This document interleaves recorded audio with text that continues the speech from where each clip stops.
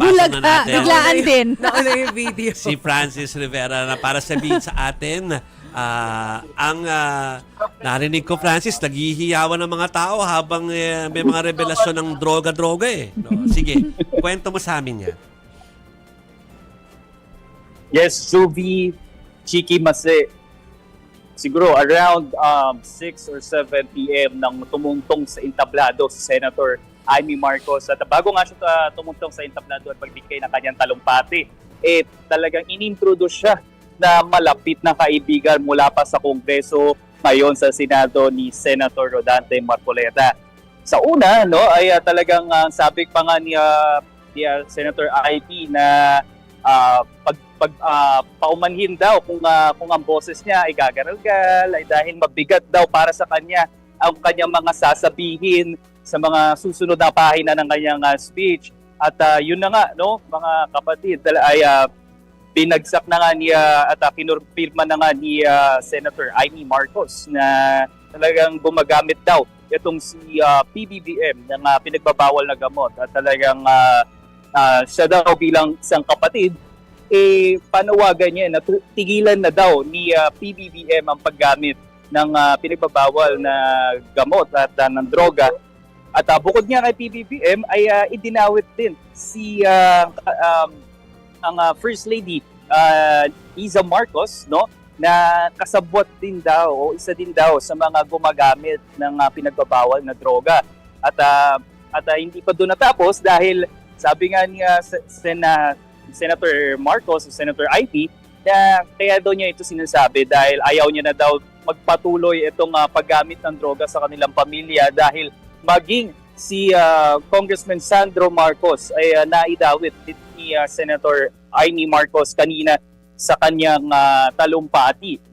Panawagan ni Sen Amy na hindi ito paninira para sa kanyang kapatid, no? Ay sinasabi niya ito kundi bilang isang ate para sa kanyang kapatid, no? Talagang concerned daw itong si Senator Amy sa kalagayan ni PBBM kasi nga kapag daw napapanood niya sa television, no, at sa social media itong mga interview ni PBBM, pati raw siya ay napapatanong kung kapatid niya pa rin ba itong napapanood niya. So kung si Bongbong pa rin ba, by her words, no, si Bongbong pa rin ba itong napapanood niya.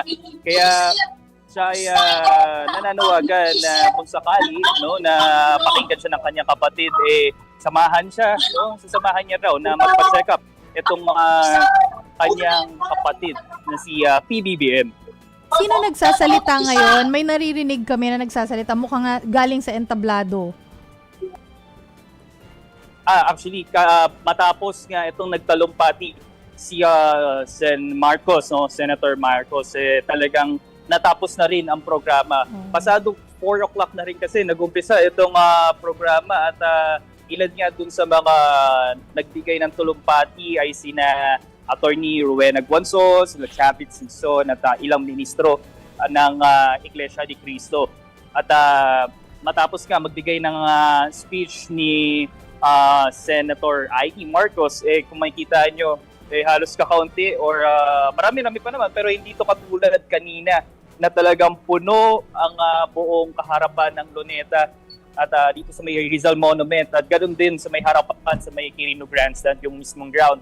Yung iba kasi nag-uwian na pero yung mga iba dito na kikita natin may mga talagang may nagtayo ng tent, naglatag ng kanilang mga sapin o papag, no, para mahigaan at magpahingahan. Kasi yung iba dito no, nung pag-iikot-ikot natin kanina yung iba raw ay galing pa sa iba't ibang lugar, no. Meron tayong nakausap na galing sa Isabela, galing sa Bicol region, yung iba pa galing sa Visayas, so malalayong lugar. Meron ba silang sinabi about sa rally bukas? Mga notable na mga sinabi nila kanina, mga anunsyo? Yes, Chiki. Actually, kanina pagdating natin dito, lumalapit na tayo sa organizer nitong rally na inorganisa nga ng INC at hindi sila nagbibigay ng program flow, sino yung magiging speaker, sino yung mga magbibigay ng talumpati sa entablado. Ang sinasabi lang sa atin, abangan daw namin ang mga supresa at totoo naman, nasupresa tayo sa mga narinig ni presidential sister na si Senator Amy Marcos. Sorry, baka na-miss ko lang. Sino nga yung mga prominent personalities na expected pa ngayong gabi? Aside do sa nakita mo na nagsalita kanina. Tapos na ata programa. Tapos na yung program?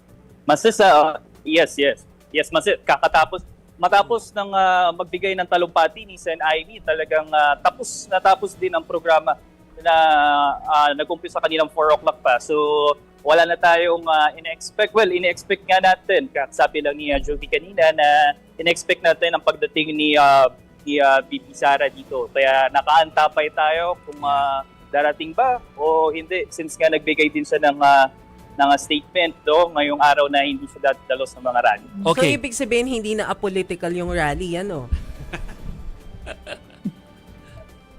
Tama Yes, ba? Bitchy. Yes, Hindi. Tama ka dyan. Kung kanina, medyo ingat. Actually, kanina nga, nung nag-i-speech, nagbibigay ng talumpati si Atty. Guanzon, gustong-gusto niya na daw magsabi ng mga pangalan, sino yung mga kurakot, no? At talagang nagpapalaganap ng korupsyon. Pero ang lagi niya sinasabi, oops, hindi pwede. Ayan ang lagi niya sinasabi doon kanina. In all fairness, at least yung yesterday, nakita natin na sinasaway ng INC yung ilan sa yung mga hindi nakasapi siguro. Oy, in fairness, hindi sila nagpasama ng rally. Saka bawal yung bawal daw yung mga merong sigaw na mga resign Pero yun na nga, tas sa title natin, INC tuto sa kudeta at sa snap elections. So in all fairness, parang nasabi naman yan ng mga leader nila. Kaya lang pag kami nagsalita ng gano'n na medyo political sa stage, parang tatanungin mo, ano ba talaga yung pakay? Oo. Pero ang, mahirap sagutin yun, Francis. Pero ang gusto kong malaman ay kung talagang darating dyan si VP Sara ngayong gabi, dahil tapos naman na talaga officially yung programa, yung ba mga tao sa likod mo ay katulad last night ay nagliligpit na dahil babalik pa naman sila tomorrow. Yes, Jovi. Yung medyo nabawasan na nga ito kaya lapit ko kayo. Medyo nabawasan na nga itong tao dito kasi kanina talagang punong-puno itong harapan ko ng mga nakaputing miyembro ng INC. At ganun din, no, yung iba talagang yung host nga kanina nagsabi na mag-iingat kayo pa uwi para clean as you go. Yeah, So, clean as you go. pero yung maraming, yung karamihan naman sa mga miyembro ng INC nga, tas naglalagay na sila ng mga tent, no, dito. At sabi na nga nila, dito na raw sila magpapalipas ng gabi kasi nga medyo umulan na rin. Kaya yung ibang mga miyembro pagkatapos ng kumbaga closing prayer ng INC nagpapulasan na at nagsi-uwian na. Francis, alam ko sabi mo kanina na hindi nila binigay yung platag ng program para sa bukas, pero baka lang meron kang natunugan ng mga personalities na dadalo dyan bukas. Chiki, mahirap kasi yung mahirap sila higgan ng list, no, maging yung mga pupunta, sino yung magsasalita. Lagi nga sinasabi sa atin na abangan ay sorpresa kasi nga para daw isa din yung kasi pang-hook din sa mga miyembro nila na magstay para dun sa magiging formal na programa nila. So maging kami sa media, no, na nagtatanong din sa mga organizer na kung sino po ba yung darating, sino po ba yung magsasalita, maaari po ba naming malaman, pero hindi kami napagbibigyan. Okay. Understood. Sige. Thank you for the update, Francis Rivera, ating pong mobile journalist. Thank you, Thank Francis. you. O kapit lang mga kapatid, bibisitahin natin ng EDSA at pati na rin po ang Mendiola.